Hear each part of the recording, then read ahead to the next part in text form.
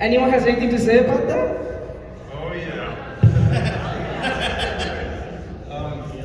First, I would like to explain how I got on this panel. I was with the programming chief, and I was, she was talking about the various military-oriented animes there are, and I said, oh yeah, Girls in Panzer.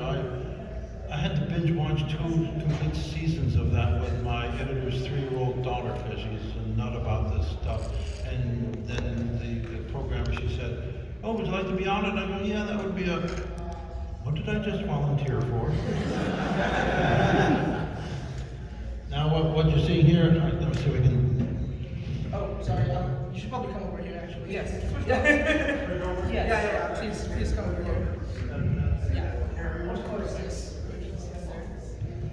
All I can say is that these schools have to have a yearly budget bigger than the Canadian defense budget.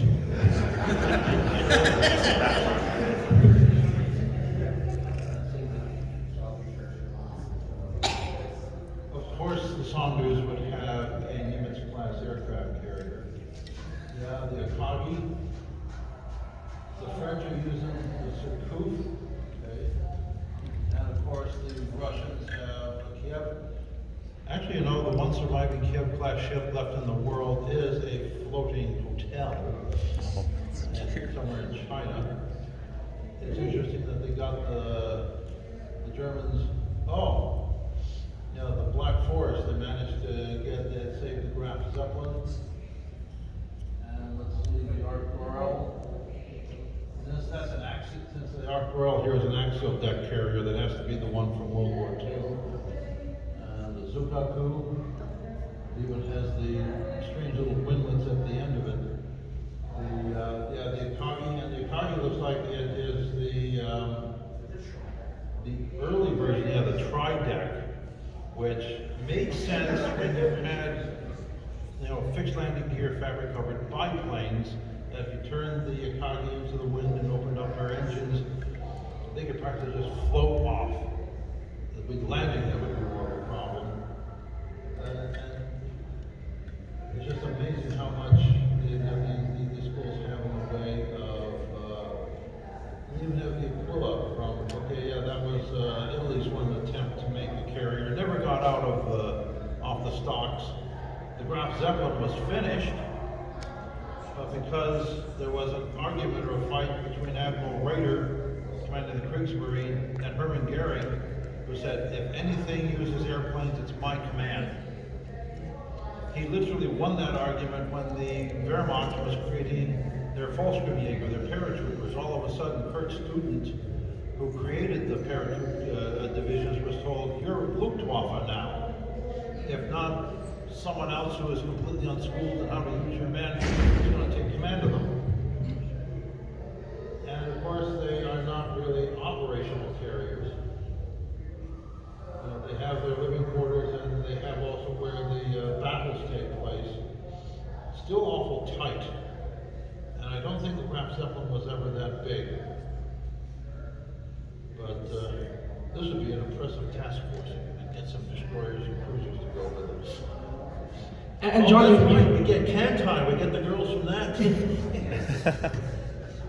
and John, I don't think so. It's fine. But you mentioned about the Italian ship that never got off sort of the production line, and a lot of I see that in Girls in Panzer because the rules of Senshado, so which is like Taekwondo, Tankery, it's been localized in different ways. But the main sport of Girls in Panzer, the rule states that they can only use tanks that were built before the date of the Japanese surrender. So it includes a lot of tanks that actually never saw any combat. So that's an interesting fact. Such as the French school had tanks that were under design in France.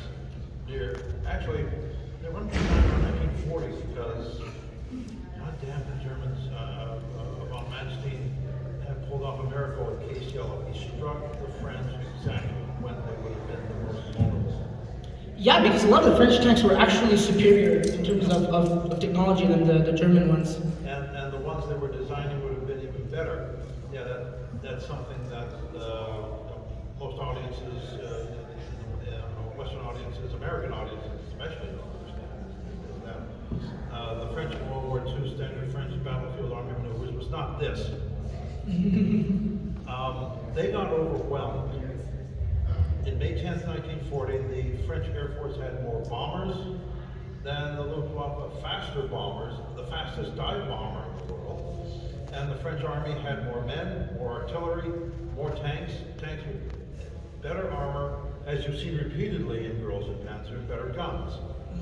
The problem is that the Germans hit them with blitzkrieg, which they knew, and most of the French general staff did not. Gamelin was a guy who he didn't even have radios or field telephones in his army headquarters.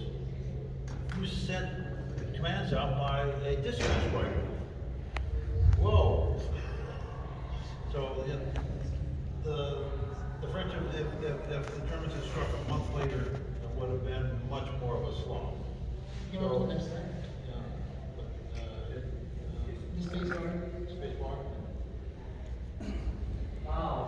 Let's talk about the Calgarats, guys. So if you remember the scene in, I believe it was in their film.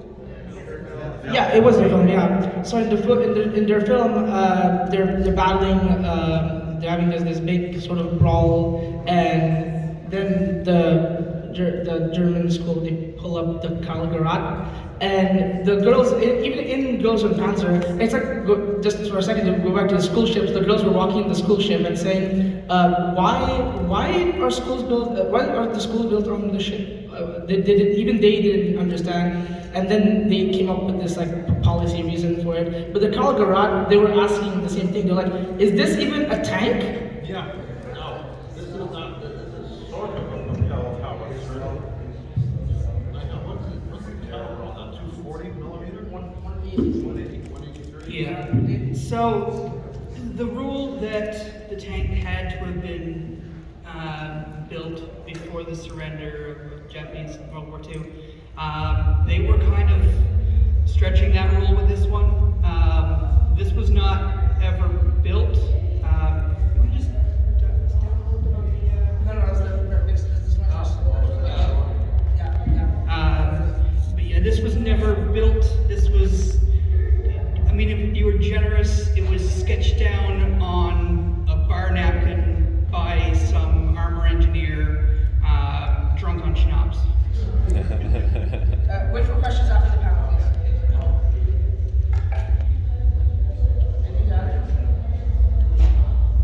As I said, it is not the kind of, well, the Germans had these huge siege guns that were larger caliber, that had to have double lines of railroad tracks to operate on. They used them at the siege of Sevastopol, and that was about it.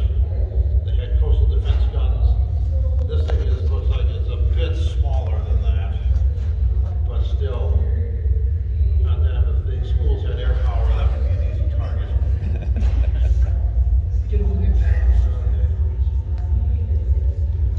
So the BT-42, which also appeared in their film, I believe, that's the only tank that the Finnish school, Yakoska, I believe they're called, uses.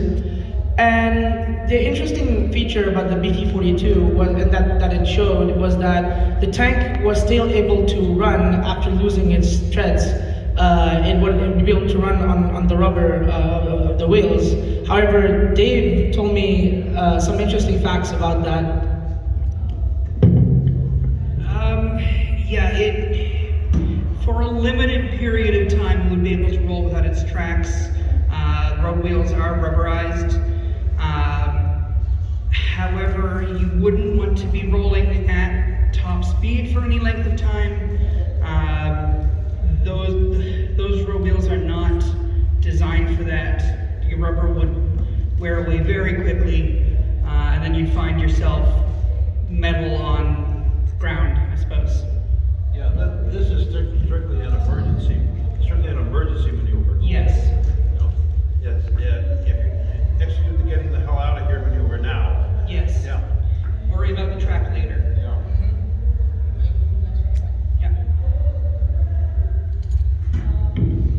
All right, so let's talk about Katyusha, aka Loli Stalin. So, John, maybe you know a bit more about the history than me about Operation Bagration. Operation Migration. Yeah. That was a Russian operation. Exactly. Yeah. Yeah. Named after the general who fought Napoleon. What? The Russian general who fought Napoleon was called Bagration, and it was named. This operation was named after him, and it was the Russian counterattack against the Nazis. Was this the counterattack in 1942? Yeah. Operation Bagration was 1943, the Oh, destruction of the Army Group Center. And it was a winter operation. Yeah. I think this was the first Russian counterattack that actually achieved some headway, because the Russians tried counterattacks in 42, and then it was just you're giving the Germans more targets of opportunity. Bagration was their attempt, they did not achieve all its aims, but they did a lot better than the Germans were expecting them to do.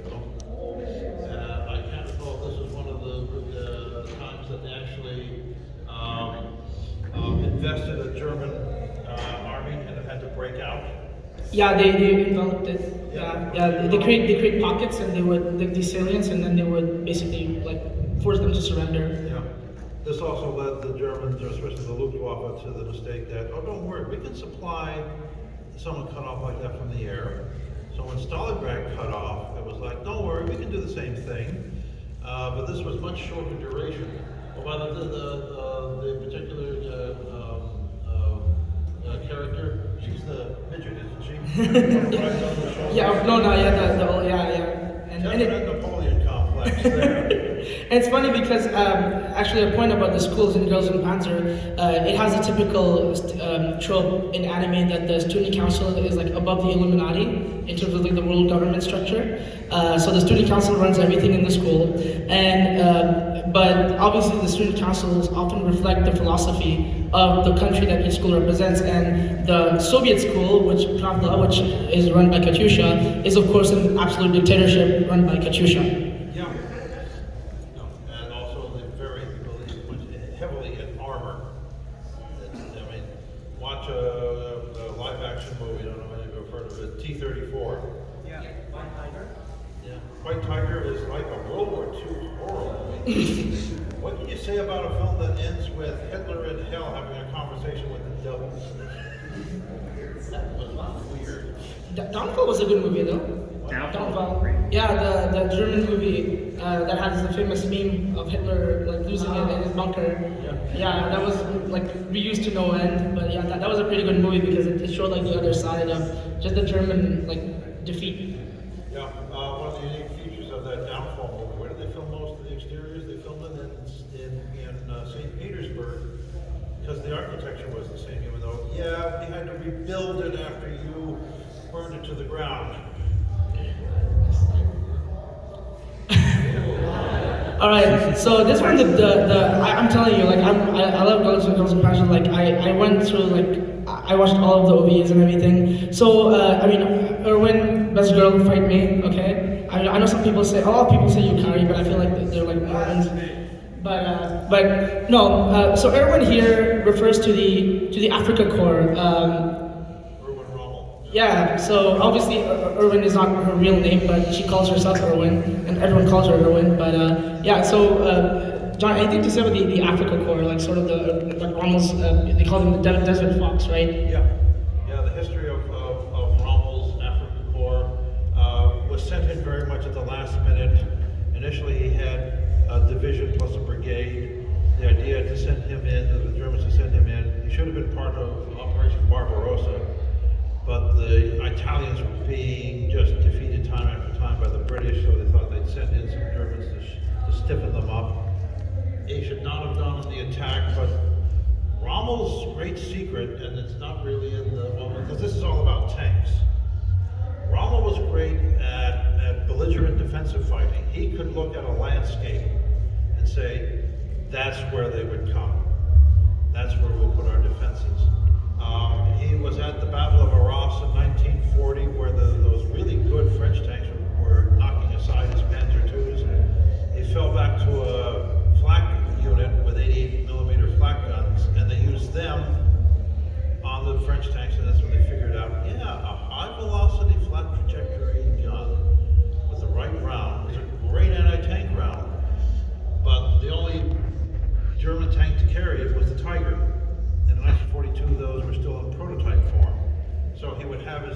flak crews positioned so that if he went out and charged at the British lines and they counterattacked, he'd knock them off. And they would also be able to use whatever tanks, trucks, whatever that they got from the British. Rommel's Highmark, and what he got his field marshal baton for, was Tobruk fell back and forth between the British and the Germans and the Italians. When the Germans came up this time, Rommel realized what they were going to do in their defenses. He rushed them, did an end run, captured the whole city and an entire British armored corps. All the tanks, all the equipment, the fuel, the water, the ammunition, the medicine, everything. And the story I have of that is, when did Winston Churchill find out about this disaster? It was in the middle of 1942, I think August or July. He was in the White House conferring with Roosevelt about what to do about North Africa and the rest of their operations in Europe. And Churchill's response said, look what Rommel's done to you. And he said, yes, I have to be the most miserable Englishman in America since the days of General Burgoyne and the Battle of Saratoga. What am I going to do?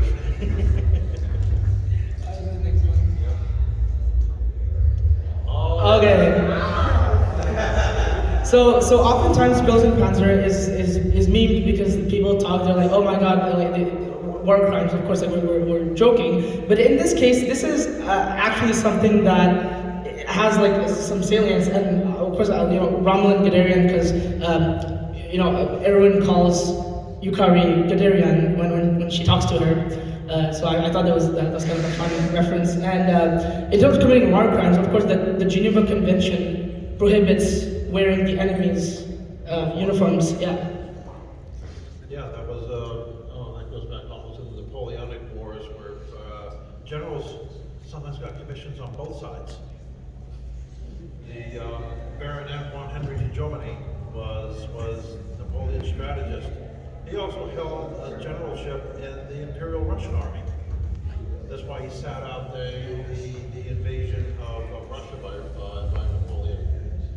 And this is so strange to see those two names connected to war crimes. And I'll point out, Guderian is the father of the German Armored Corps. And in my all-time favorite movie, Patton, they have a scene where they wake him up in his bed, and on the stand beside him is a book called The Tank and Attack by Norman Rommel. No, they put Rommel's name on it because they figured out, the screenwriters figured out, that's the only German general name Americans would know. It was Guderian who wrote it. And by the way, for you film buffs out there, the overall screenplay for Patton was so excellent, it won best adapted screenplay, and one of the adapters was this kid at the time. He was a kid named Francis Ford Coppola. I wonder how he got his money to be a director. Anyone want to add about because I'm trying to remember the story behind the backstory. Oh yeah, so they were fighting against the Russian school, Pravda. The school, what was the school called?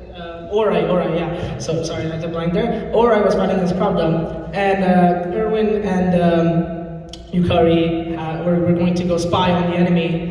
Because they were stuck in the church and they were getting bombarded on all sides, and they had this big dramatic moment where they're like, oh, we're just gonna sit here and surrender, or we're gonna lose, and it felt very much like sort of the Germans in Stalingrad a little bit. And now it's like so these two decided to go out and spy on the Russians, and of course they infiltrate the camp by wearing the enemy's uniforms, and that's where the imagery of the war crimes comes out. Okay, yeah. Actually, during the Battle of Kursk, again it was, I think, Manstein, the southern arm of the battle, because what Kursk was a huge salient in the German lines.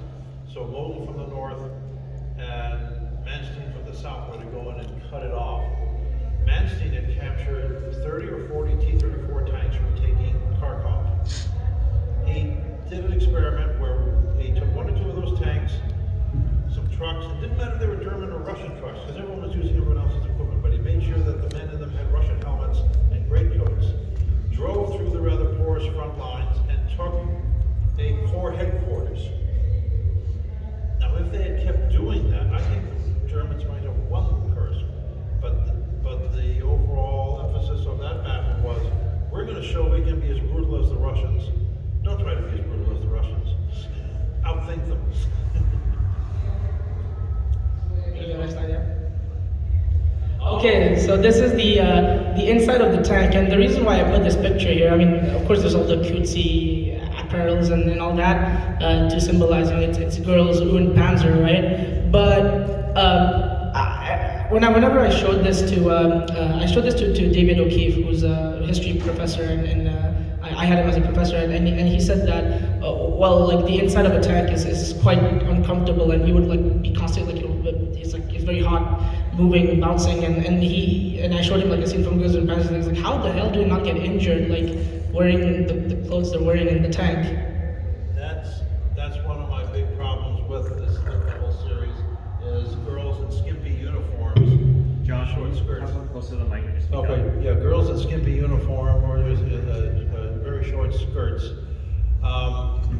It's not going to be comfortable. For one thing, it's dirty inside the tank, especially World War II tanks. You know, the grease, the grime, the dust that settles in, you get covered in that, and you sweat. So their hairdos wouldn't exactly be in good shape after the end of it. And plus, we're talking about when they took hits. Oh, don't worry, we got ballistic armor inside this tank. Well, that may prevent the round from penetrating, but what about the concussion blasts? The concussion effect can be it can be lethal in and of itself.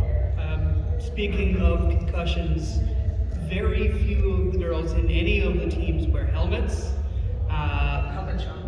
And yeah, when they do wear a helmet, it's something to pick out. Like that's your personality, is you're concerned about your own personal safety. But yeah, there is very little padding on the inside of these tanks. If you take a hit to the side of the tank and the inertia of the vehicle moving forces your head against the side armor, you're going to get hurt fairly badly. It is a miracle that the series ended without like 17 fatalities. Does the guy on the end have anything? Yeah, but I think that- uniforms?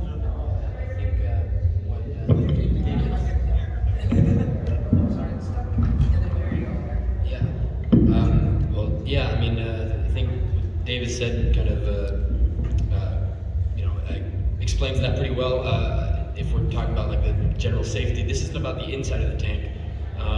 But I mean, they mentioned they use live ammunition, and they're always like outside with no gear at all while they're being shot at and in movement on the tank. And I think it's just in general, because it's a lighthearted show, they place less emphasis on this idea of, well, this is serious, we need to be safe, more so, well, look, it's girls in the tank. So, yeah.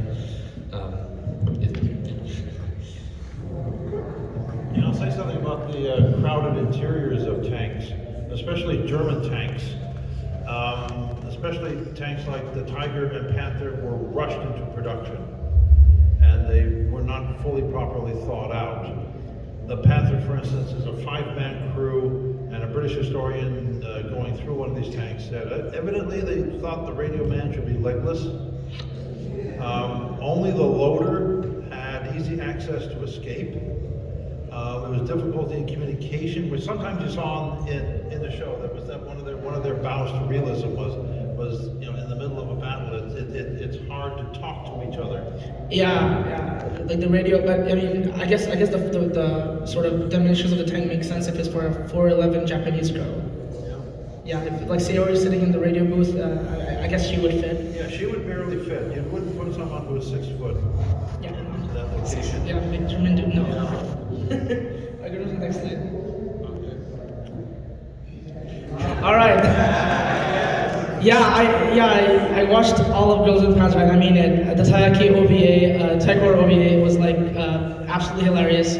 I mean, so the allegory is like in your face, but like it's with such a comedic effect that you cannot like just miss it. Of course, you see on the left down, that's the supposed to be Vichy France fighting with baguettes, and up there that's supposed to be Free France, yeah. And of course, it's done also with like the backdrop of lower class revolting against the aristocracy because it's France. So of course, we have to make a joke about revolution.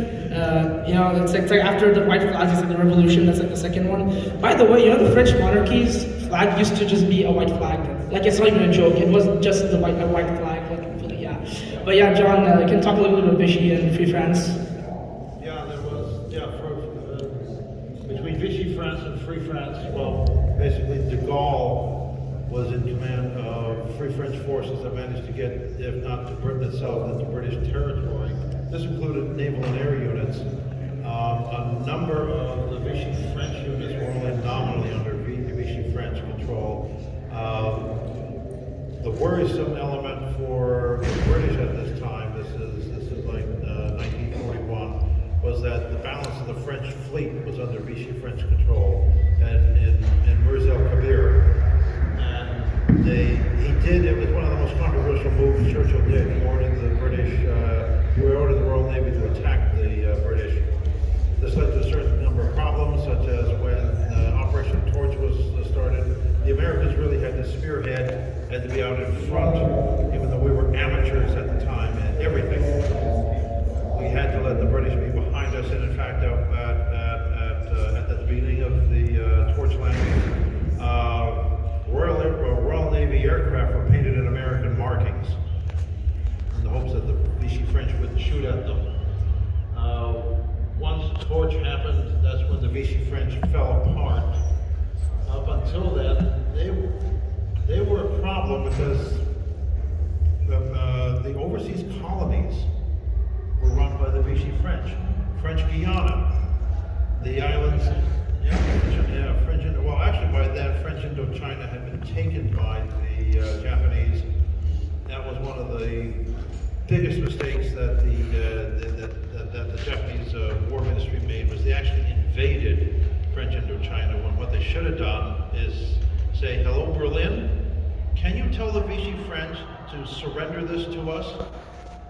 They would have, the Vichy French even wanted to surrender Madagascar to the Japanese. One day I think I'll do a lecture on that, because if that island had become under Axis control, then with the Japanese at both ends of it, they could have controlled the Indian Ocean, which would have been absolutely disastrous. This, of course, is more comedic. We did have, for instance, our ambassador the American ambassador to Vichy France was an admiral, William Leahy, who later became chairman of the Joint Chiefs of Staff. And we learned a lot through them about how the Germans were operating. It wasn't like the Vichy French were totally on the side of the Germans. There were a lot. I mean, the SS had a very rich territory going in there, because the Frankenreich divisions of the Waffen SS were all French. No, I was gonna say about Massacre, but I think you've done a fantastic job of it. You might not want to do more, or? No. Good? All right. You can go to the next slide.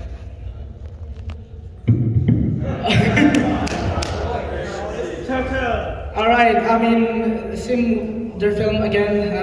Yeah. So here we have. Is that a Hertzer? Yes. Yeah. That's the Hertzer. Yeah. Is the Hertzer driven? Yeah. Driven by the student council of ORI. Manned by the three-person crew there, and the tank they used. I forgot which tank they used as a ramp, but using the tank as a ramp. Yeah, exactly. Yeah, the Italian. Yes. Thank you. So they used that as a ramp because they want to destroy the Kalgarat. And the idea they got was like straight out of like a Fast and Furious movie, where they would take the tank, throw the Hertzer into the Kalgarat's. And then. On the muzzle? Yeah, the muzzle. Yeah, right into the muzzle, and then shoot like right when it landed like into the muzzle, and of course it obviously worked, anime. But yeah, just anything to say about tanks jumping, John? No,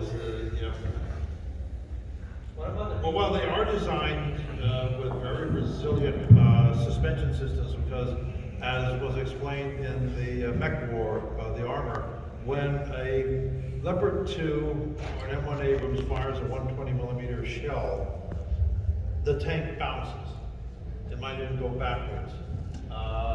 Jumping is not recommended. I would doubt that the crew on impact would be able to fire the Hertzer's gun. I think that, again, the impact alone, concussive impact, would be enough to kill them. And of course, that tank is, it's a wreck. The repair crews are really going to have to put it back together piece by piece.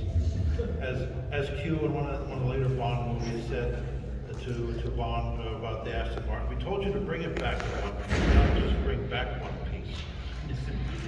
I mean, that's even if it could survive the landing and still be able to fire, the size of that gap, the 30AT cannot go that fast. You can't jump a 150-foot gap in a tank that heavy. Physics is not on your side. No, just no. Are you gonna insist about physics?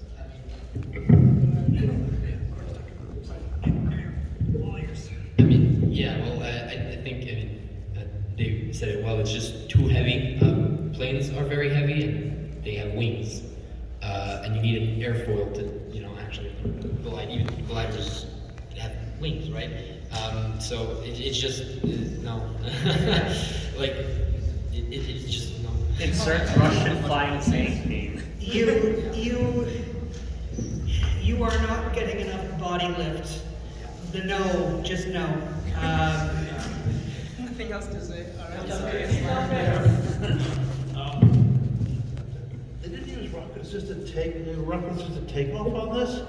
You would need RTO. Even then, I don't think It's not controllables. no. At that point, you aren't a tank. You're a ballistic missile with a crew compartment. All right, so we all love our favorite girl, Rosette from Lieutenant Gloriana. So she's known to be like the speed monster. She's her thing is she drives tanks really fast, and she like basically is able to overwhelm everyone with her speed. And here we have, of course, this is not the first time during the battle between at the end of the season with Miho and Maho. She also pulls off this maneuver, but of course, tanks, can they drift?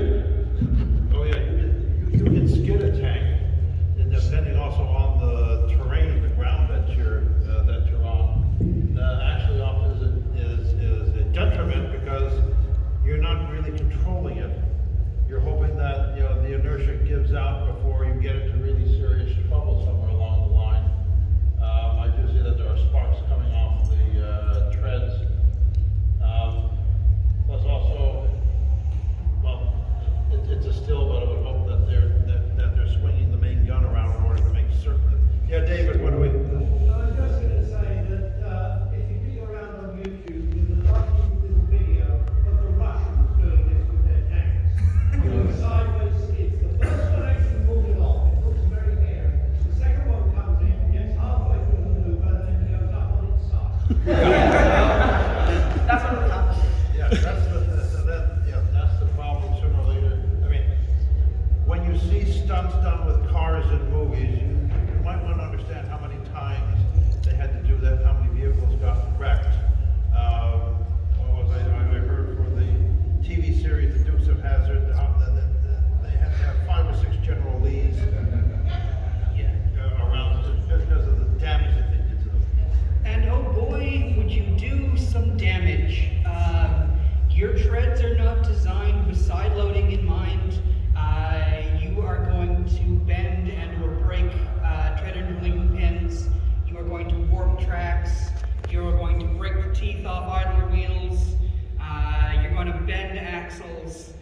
whoever is doing your maintenance is going to curse your name for the rest of the time. This is more realistic the second time around when they try this maneuver and the whole suspension just gives out. Yeah, that's about that was my point. Yeah.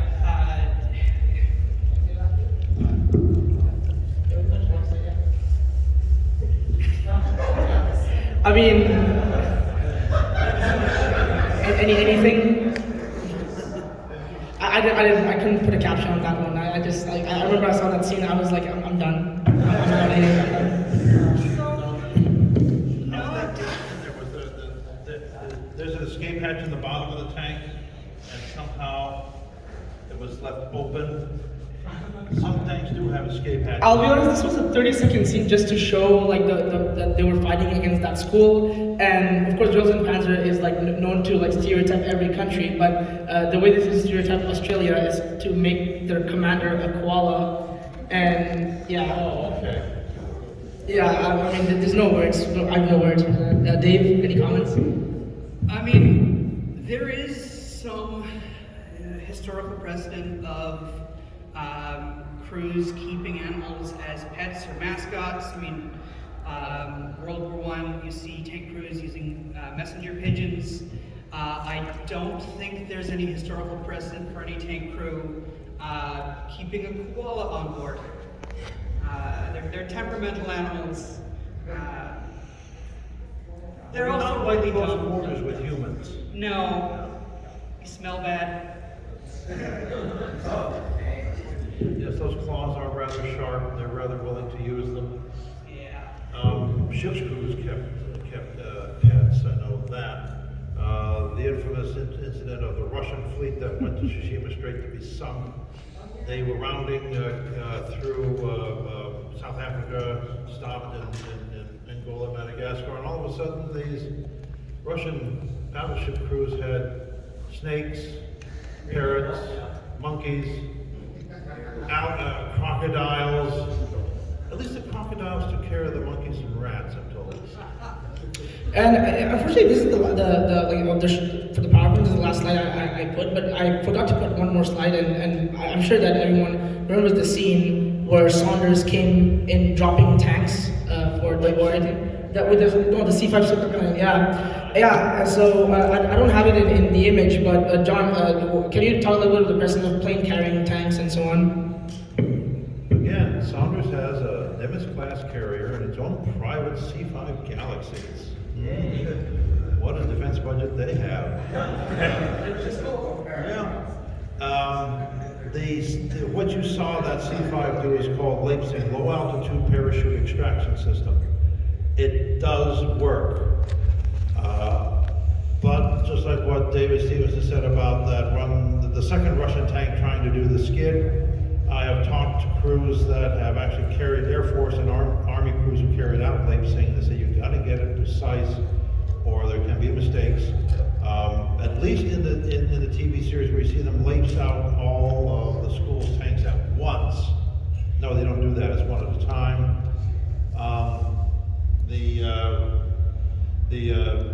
crews are not in the tanks. At least there was that bow to reality. You're not in the tanks, because I talked to a C-130 crew that lapsed out what's called an M551 Sheridan light tank, and it does sit on a pallet. The loadmaster is the guy at the back of the plane who, as they're coming in, the ramp is lowered. He's the one who hits the activation lever for the parachutes. The parachutes spring out, fully inflate, drag the pallet out. The first C-130 in, did it well. The tank goes skidding down the gravel road or gravel runway, comes to a stop. Next one comes in. The pallet kind of hit the gravel runway a little bit too hard, dug in, and the whole tank and pallet started to do this. Now, incredibly enough, when it stopped, it was right side up. The crew climbed on board, undid the straps, loaded up some fuel, tested the systems, and it worked. Of course, it made an awful lot of clanking noises when it was not operational, but at least they could move it off the field. And again, the repair crew curses your name for all eternity. Next. Yeah, the other thing I'd say about that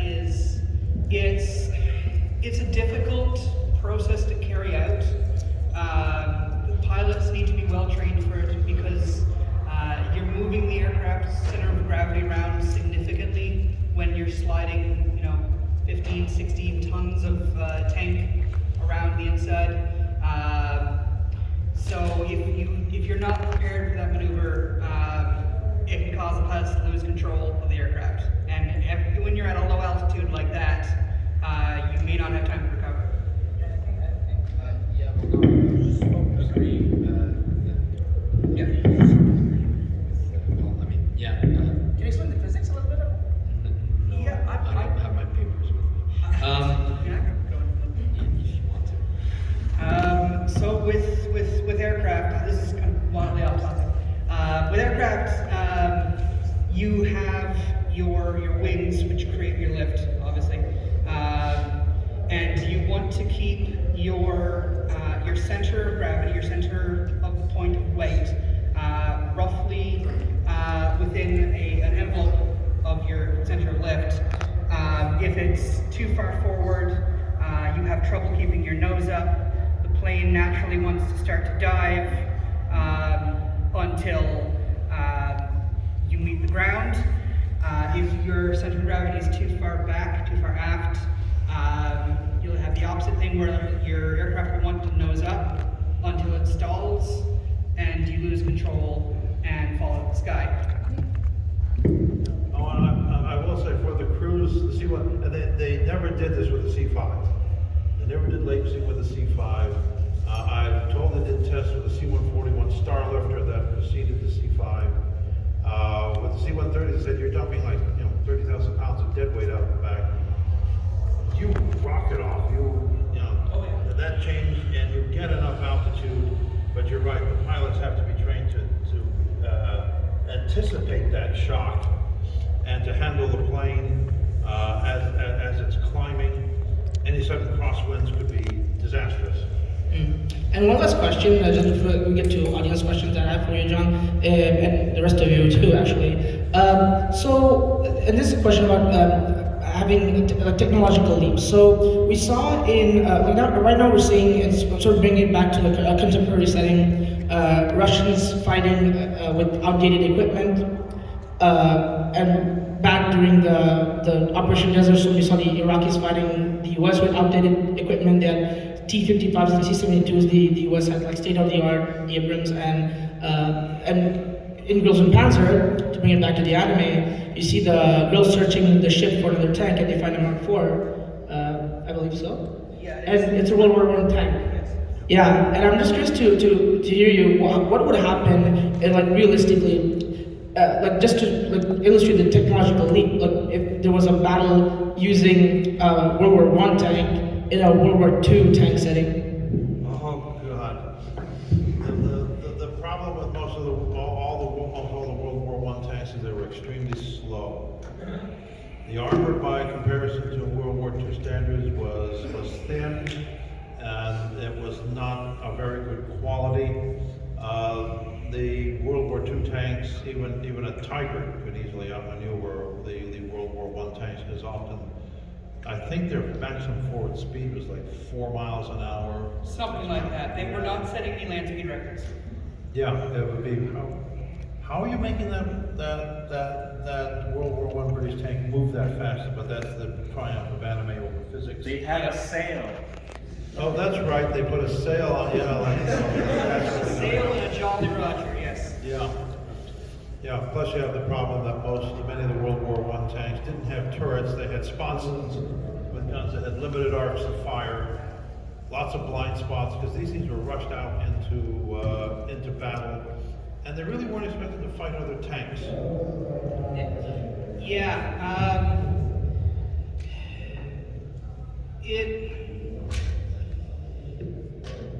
It serves the purpose of they need another armored fighting vehicle. It does not matter what kind of condition it's in, what kind of effect it's going to be. They just need to fill that spot. So I guess in that sense it works. But yeah, the ammunition used would not be suited for handling World War II tank armor. It would be slow. It would be too weakly protected. The massive sail would make it so that it is about as stealthy as a Las Vegas show. Yeah.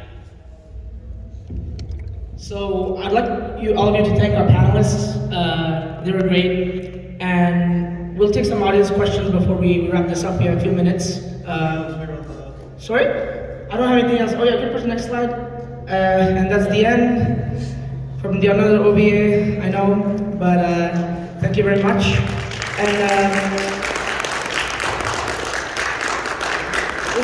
is the mic missing from this channel? You took the mic out of there. Where the cord is?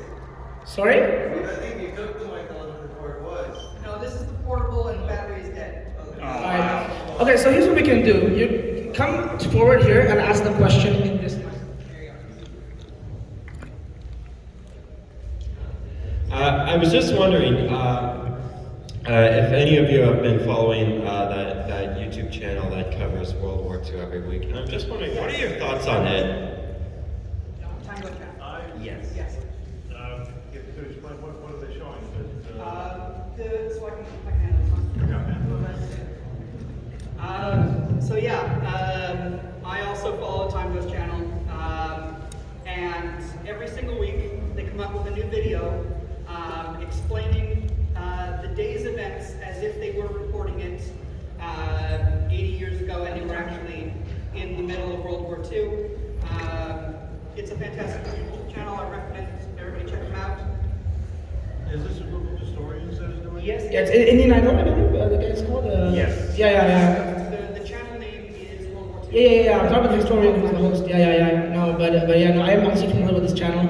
I enjoy it. I find their videos really entertaining. They're well explained. I like the way they describe the events. And what I like is they don't focus on just one aspect, like, oh, this is the battle and that's the battle. And no, they look at everything. And that's what I like about history. I like a holistic view and not just only one aspect, like either history or just the battles or the culture or this and that, but everything to come together. So yeah, next question. Please come forward, like I said, because I'd like to add to that kind of coverage of what we'll get to right away is that's excellent. This is watching World War II from 35,000 feet.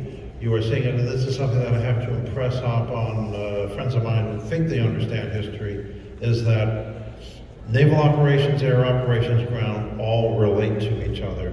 One influences the other. And things that happen in the Pacific theater have an impact in the European theater. The easy example of that is the U.S. Navy Op 20G section broke the Japanese diplomatic code called Purple. Well, the Japanese were still using that to send messages from their embassies in Europe. So America had the greatest intelligence service in Europe at its disposal. The Japanese were telling us what was happening to Germany and Italy.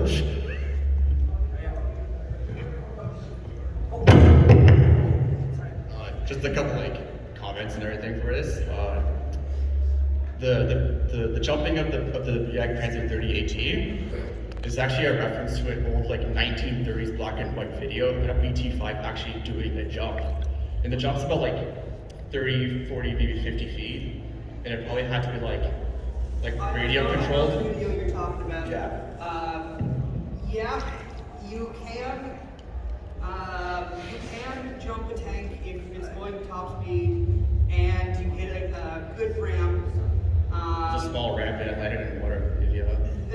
That PT-7 was lighter. It was faster. It was trying to ramp off of a nice, smooth, well-built ramp and not off of a taken-out vehicle. Yeah. So yeah, you can jump a tank. You just can't jump that heavy of a tank that far. The other thing I was going to say is there's actually 7 of those Carl Gordon mortars built. Really? Yeah. One of them actually still survives to this day in the Russian Kubanka Museum, right next to the only prototype of the mouse. I stand corrected. Yeah. And the biggest crime this series has ever done was during the, I believe it's between episode 10 and 11, maybe 11 or 12, is there's a clip of them literally dropping the top half of the Panzer 30AT on top of the 30AT, which is physically impossible because they're different vehicles and they share some of the same parts, but they are in fact different vehicles. Yeah, you would have to spend several days, hundreds of man hours, deriveting most of the 30AT, and you'd have to essentially split the hull into pieces, and then you could rebuild it with the top half of the hull, the deck. But it's not like, go to the store, buy a parts No. kit, drop it on. No, this is not like throwing a light bar on the top. No. Okay, next. Thank you. Yeah, next. Yeah, move forward. Just asking in here.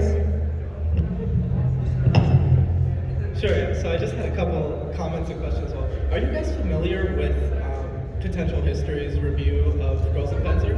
Of course, that's that. Okay, so just the backstory. I wrote a whole article on Anime News Network about Panzer.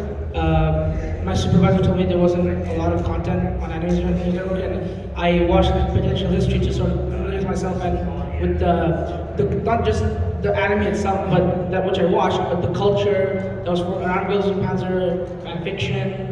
Not all of it safe for work, but yes.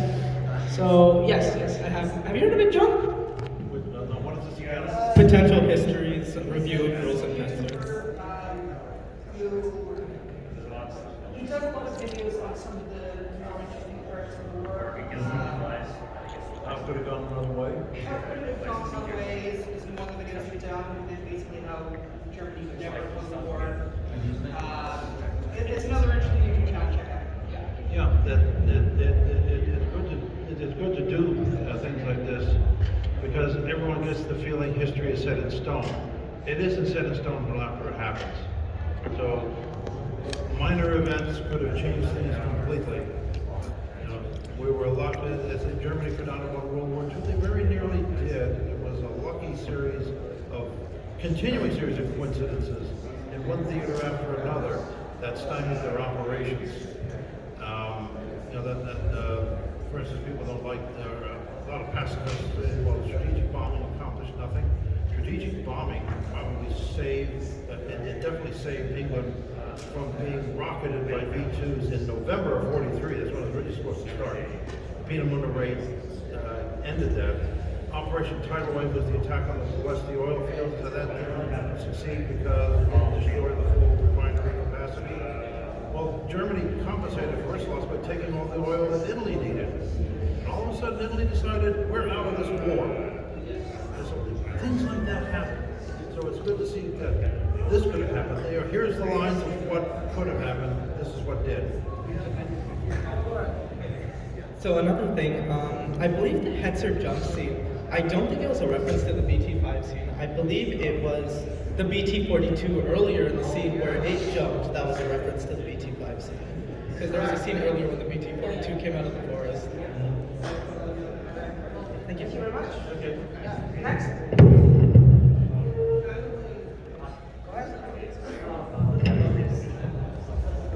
Just a few comments. One comment first is that didn't James Bond slide one time in one of the movies? I think it was a T-55, I think.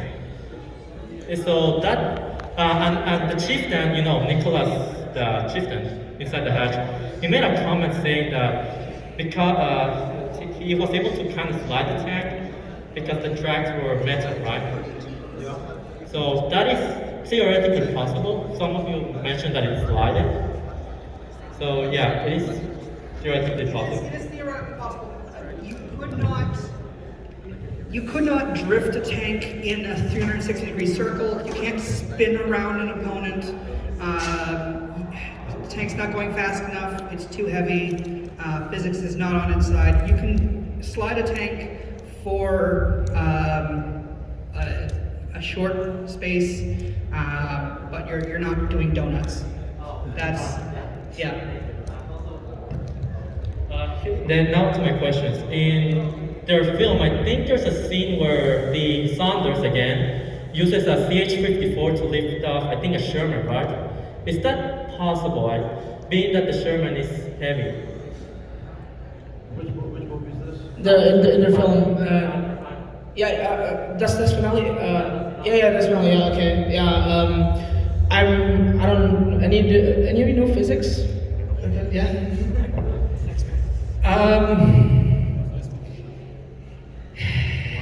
So, short answer, no.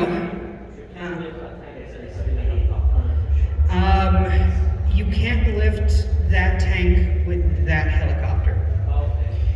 There are some heavy lift helicopters that exist now that can lift some really tremendous loads.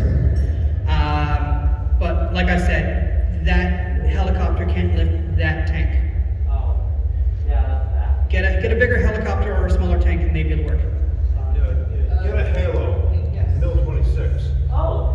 Yeah, thank you for the question. I'll get to the last person. By the way, after that, if you want to ask a few more questions, come up casually after the panel's officially over, because I have the next panel as well, so I don't really mind. That one's going to be at 4. It's going to be the anime engineering panel about mechas. So yeah, can I have the last person, please? Yeah. There's this vehicle called APC, I believe. Would those be classified as tanks, or no? That's its own separate class. I'll let. Massive can of worms. Oh man, no, but I don't just make a comment. I'll let Dave and John jump in after, but I think that this is something that I've seen is endemic in terms of sort of the misconceptions and just general poor understanding of military equipment in the mainstream, where you see a lot of Russian hardware, for example, or even armor that's sent to Ukraine. People are like, oh, this is like the military-industrial complex is like pretending that these aren't tanks when because they aesthetically look similar to tanks, but like they're not. They're like they're BTRs, they're APCs, and there's like they're not all tanks. It's not like a big category. But Dave, anything? Okay, so like I said, this is a massive can of worms. You cannot pick out any one quality of a tank and say that's what makes a tank a tank. You can't say, oh, a tank has to have a rotating turret, because then you're excluding things like Sternswagens that the Swedes use, you're excluding things like Panzers. Swedish S-tank. So it's more helpful to kind of break down armored vehicles based on what they're supposed to do. Tanks will have tanks are designed to hit and get hit. What you were talking about with APCs, the acronym is an Armored Personnel Carrier. They are designed to carry troops to just before the front line and protect them from small arms fire as they're doing so.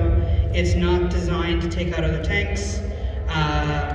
They're usually lightly armored. They might be tracked, like the BMP, or maybe they're on road wheels. But there's a lot of vehicles where you look at them and you go, well, that's a tank. No, that's an infantry fighting vehicle. And John, anything to add to that to close out? Then we'd be classifying a whole series of self-propelled howitzers as tanks. The M1 Paladin has a fully enclosed turret, rotating turret, but it's not a tank. It doesn't have the speed, and the turret is really for splinter protection, small arms protection. You hit it with a 105 or 120 millimeter round, it's going to go right through. And just to close it up, John, what are these books you brought over here? You didn't mention anything about these.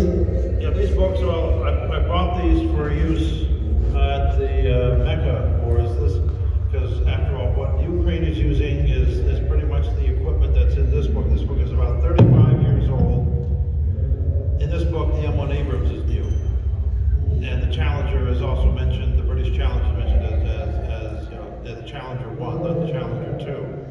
A lot of the anti-armor systems are in this book, as well as helicopters, and the fact that my friend that I have over here, Jeff Capella, will tell you that the tank is really no longer the queen of battle. It's becoming more synergistic between armor, infantry, artillery, air power. That's the way it was in Blitzkrieg.